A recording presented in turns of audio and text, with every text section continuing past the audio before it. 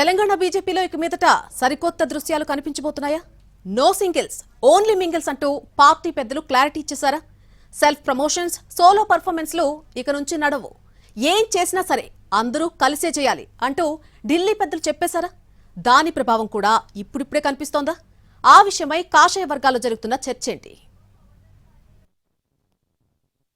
తెలంగాణ కమలం పార్టీలో భారీ మార్పు కోసం ఆ పార్టీ పెద్దలు ప్లాన్ చేస్తున్నారు. ఇన్నాళ్లు ఎడమొహం పెడమొహంగా ఉంటూ పార్టీ ప్రయోజనాలను దెబ్బతీస్తున్న వాళ్లందరినీ సెట్ చేసి ఒక్కతాటిపైకి తెచ్చే ప్రయత్నం జరుగుతోందట. ఆ క్రమంలోనే ఏ ముఖ్య కార్యక్రమం చేసినా అందరూ ఇన్వాల్వ్ అయ్యేలాగా జాగ్రత్త పడుతున్నట్టు తెలుస్తోంది. ఈ కార్యక్రమం నాది అనే భావన అందరిలో కలిగేలా పెద్దలు జాగ్రత్త పడుతున్నట్టు తెలుస్తోంది. సొంత ఇమేజ్ కోసం కాకుండా పార్టీ యాంగిల్లోనే ఆ లైన్లోనే పనిచేయాలి అంటూ రాష్ట్ర నాయకులకు ఢిల్లీ పెద్దలు స్పష్టమైన సంకేతాలిచ్చారట.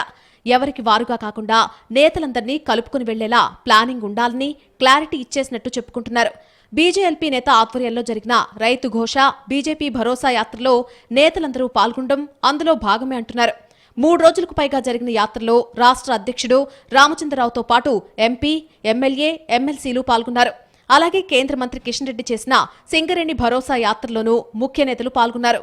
పార్టీ అధ్యక్షుడు, బీజేఎల్పీ నేత 2 రోజులు ఆయనతోనే ఉన్నారు. వ్యక్తికి క్రెడిట్ కాకుండా పార్టీకి రావాలని, పార్టీ జెండా కిందనే పనిచేస్తున్నామనే భావన రావాలన్న ఉద్దేశంతోనే ఈ విధంగా చేస్తున్నట్టు తెలుస్తోంది. గతంలో వీళ్లందరినీ కలిపి ఒక బస్సు యాత్ర చేయాలని అనుకున్నా అది కార్యరూపం దాల్చలేదని, ఇక్కడి నేతలకు ఎంత చెప్పినా పట్టించుకోలేదని, ఇప్పుడు మార్పు కనిపిస్తోందని రాష్ట్ర వ్యవహారాలను నిశితంగా పరిశీలిస్తున్న నాయకుడొకరు కామెంట్ చేశారు. గతంలో పార్టీ రాష్ట్ర అధ్యక్షుడిగా బండి సంజయ్ ఒక్కరే ప్రజా సంగ్రామ యాత్ర నిర్వహించారని, చాలా మంది పెద్ద నేతలు దాన్ని అడ్డుకునే ప్రయత్నం చేశారనే ప్రచారము జరిగిందే. ఇక ఇప్పుడు అలాంటి పరిస్థితి ఉండదు.